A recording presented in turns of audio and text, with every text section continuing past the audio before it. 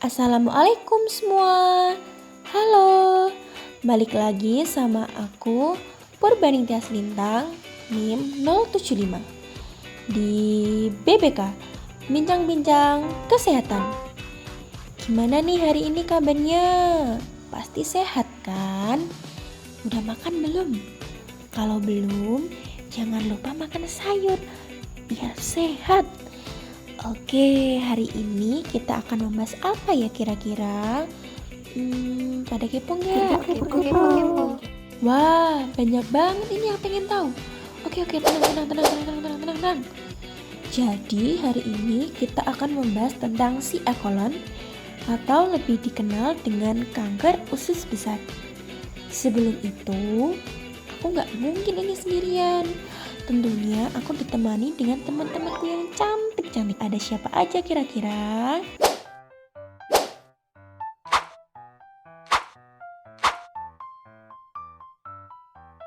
Nanti itu kita akan berdiskusi sedikit tentang apa itu si E. colon, tanda gejalanya, penyebab, kemudian gimana pencegahan serta penanganannya. Kalau begitu, gak usah berlama-lama lah, gak usah babi bu. Langsung saja, di sini ada Mbak Rara yang sangat cantik dan lucu yang pakai kacamata. Akan menjelaskan mengenai pengertian si E. colon. Halo Mbak Rara. Halo Mbak Lintang. Oke, gimana ini Mbak Rara kabarnya? Alhamdulillah seneng banget nih bisa berdiskusi sama Mbak Lintang. Mbak Rara, aku tuh bingung ya. Akhir-akhir ini kan banyak nih generasi yang generasi Z atau apa itulah, makan makanan kan yang nggak sehat kayak seblak, terus makan makanan yang kurang serat, jarang minum air, terus nggak suka sayur. Itu bisa nggak sih nyebabin kanker usus? Oke, baik Mbak Lintang, aku bantu jelasin sedikit ya mengenai CA colon. Jadi CA colon atau lebih dikenal dengan kanker usus besar itu kanker yang tentunya tumbuh di usus besar atau di bagian paling bawah usus besar yang terhubung ke anus. Nah, kanker ini Mbak umumnya itu bermula dari polip usus atau jaringan yang tumbuh secara tidak normal di dinding dalam usus. Namun, tidak semua polip itu bisa berkembang menjadi kanker. Kemungkinan polip berubah menjadi kanker itu tergantung pada jenis polipnya itu sendiri. Oh, begitu ya. Berarti si E. colon itu bermula dari polip ya, Mbak? Nah, kalau polip sendiri itu ada jenisnya atau enggak sih, Mbak Rara? Dan kalau ada itu apa aja jenis polip itu? Baik, polip sendiri itu dibagi menjadi 3 jenis yang dapat tumbuh di usus besar nih teman-teman. Yang pertama ada polip adenoma, yaitu jenis polip yang berkemungkinan bisa berubah menjadi kanker atau bisa disebut juga dengan prakanker. Kemudian yang kedua itu ada polip hiperplastik. Nah, ini salah satu jenis yang sering terjadi namun umumnya tidak menjadi kanker. Nah, yang terakhir itu ada sessile standard polyps atau SSP dan tradisional serrated adenomas. Nah, ini jenis polip sebagai polip adenoma karena beresiko tinggi berubah menjadi kanker usus besar. Seperti itu Mbak Lintang. Gimana teman-teman? Sudah ada bayangan belum dari penjelasan Mbak Rara tadi? Kalau belum, kita lanjut ke penyebab dari kanker kolon yang akan dijelaskan oleh Mbak Andini. Halo Mbak Andini. Sekarang Mbak Andini boleh nih menjelaskan tentang penyebab dari kanker kolon. Hai Mbak Lintang, baik.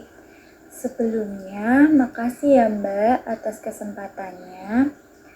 Jadi, kanker kolon terjadi ketika sel-sel di dalam tubuh tumbuh secara tidak normal dan membentuk tumor. Nah, dengan seiringnya waktu, tumor ini akan berkembang Mbak dan merusak jaringan sehat di sekitarnya.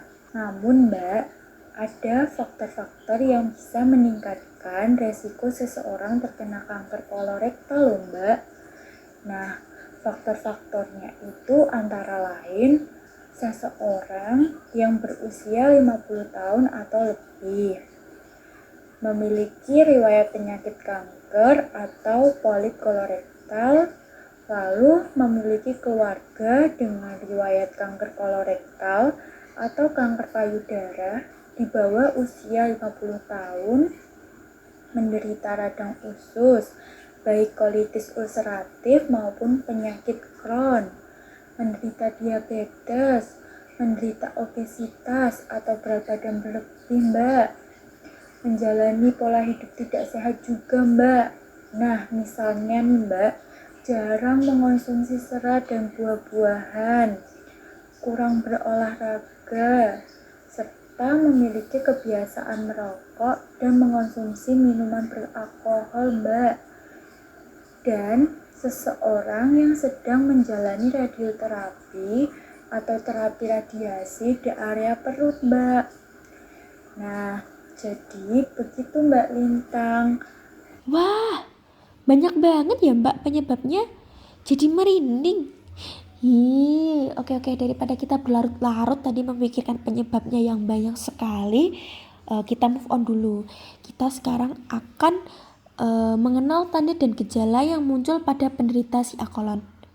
Kira-kira siapa ya yang akan memaparkan materinya? Ada Mbak Nadia, wanita cantik dari Kayen guys, yang jomblo bisa merapat. Bercanda. Oke, sekarang Mbak Nadia bisa dibantu sebutkan ya tanda gejalanya itu apa aja dari SIA kolon. Bisa dong, tentunya kanker kolorektal biasanya baru menimbulkan gejala ketika sel kanker sudah makin berkembang. Gejalanya sangat bervariasi tergantung pada ukuran dan lokasi kanker.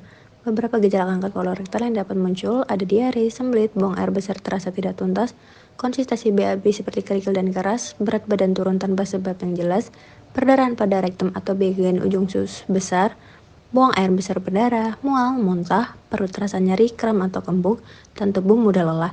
Jadi teman-teman yang memiliki beberapa gejala yang sudah disebutkan tadi, segera ke pos pelayanan kesehatan terdekat ya. Nah, betul banget itu yang dibilang sama Mbak Nadia. Jika gejalanya sudah mulai muncul, kita harus segera ke pos pelayanan kesehatan terdekat.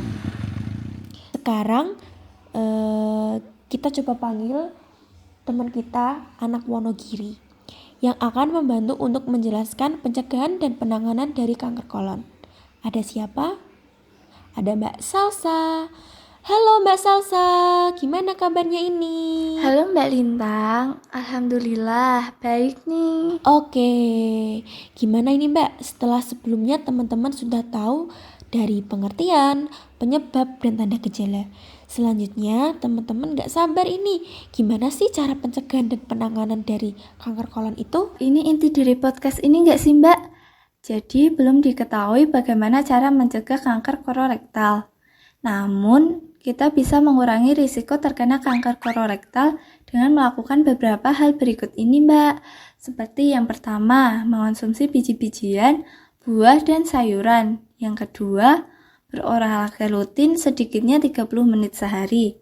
Yang ketiga, mengurangi asupan makanan berlemak dan makanan cepat saji. Yang keempat, menghentikan kebiasaan merokok dan mengonsumsi minuman beralkohol. Yang kelima, mempertahankan berat badan ideal. Dan keenam, mengelola diabetes dengan baik jika ada. Nah, kemudian untuk penanganannya tentunya tahap awal kita harus ada deteksi dini melalui screening. Untuk menentukan peluang sembuhnya ada beberapa macam ini, Mbak. Yang pertama, ada pemeriksaan tinja yang dimana pemeriksaan ini meliputi tes darah samar dan deteksi sel kanker pada tinja.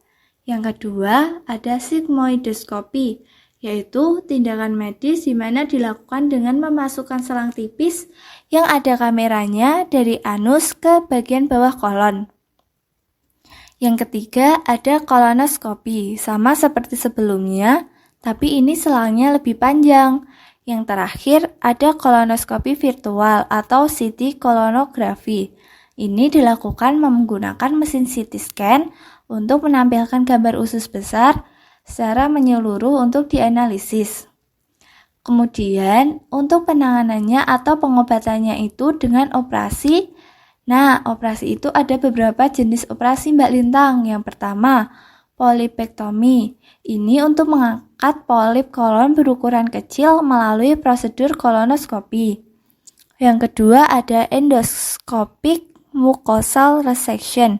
Ini untuk mengangkat polip kolon dan lapisan dalam usus besar melalui kolonoskopi. Yang ketiga, ada bedah laparoskopi. Ini untuk mengangkat polip yang tidak dapat ditangani dengan prosedur kolonoskopi. Yang terakhir ada partial kolektomi. Ini untuk memotong bagian usus besar yang terserang kanker bersama sebagian jaringan sehat di sekitarnya. Nah, selain tindakan operasi, ada juga kemoterapi, terapi target, imunoterapi, radioterapi, ablasi, dan embolisasi. Wah, banyak sekali ya pencegahannya. Terus tadi juga ada screening untuk mendeteksi sedini mungkin dan beberapa pengobatannya. Gimana ini teman-teman? Lanjut atau sudah?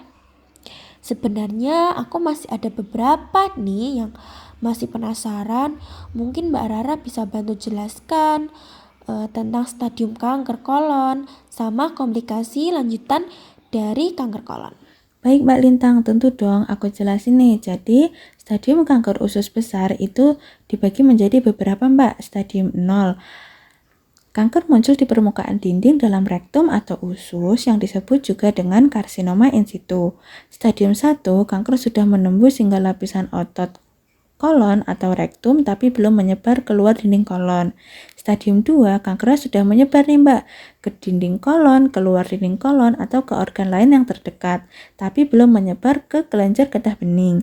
Stadium 3, kanker sudah menyebar keluar dinding kolon dan ke satu atau lebih kelenjar getah bening. Stadium 4, kanker sudah menembus dinding kolon dan menyebar ke organ yang jauh dari usus besar seperti hati atau paru-paru.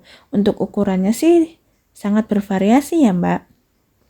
Kemudian komplikasi kanker usus besar dapat menimbulkan sejumlah komplikasi yang serius jika tidak ditangani dengan tepat. Komplikasinya itu seperti penyumbatan usus besar atau disebut juga dengan obstruksi usus. Kemudian tumbuh kanker kolorektal baru di lokasi yang berbeda. Kemudian yang terakhir itu kanker bisa menyebar ke jaringan atau ke organ tubuh lain kayak yang aku udah sebutin tadi di stadium 4. Nah, kalau nama medisnya sih metastasis Mbak. Wah, jadi kanker kolon itu bisa menyebar ya Mbak kalau udah parah. Takut banget. Kalau begitu aku nggak mau lagi makan makanan junk food kayak seblak, burger, cilok. Enggak deng, boleh. Tapi ya dikit-dikit aja. Gitu nggak Mbak? Itu juga boleh, tapi jangan sering-sering ya. Oke, tadi banyak banget ya ilmu yang kita dapat dari diskusi kita kali ini. Teman-temannya di rumah ini masih di depan layar apa nih tinggal tidur? Saking banyaknya materi yang kita sampaikan malah ketiduran, dikira kita dongeng kali ya. Oke teman-teman, tetap jaga tubuh kita dari luar maupun dalam ya.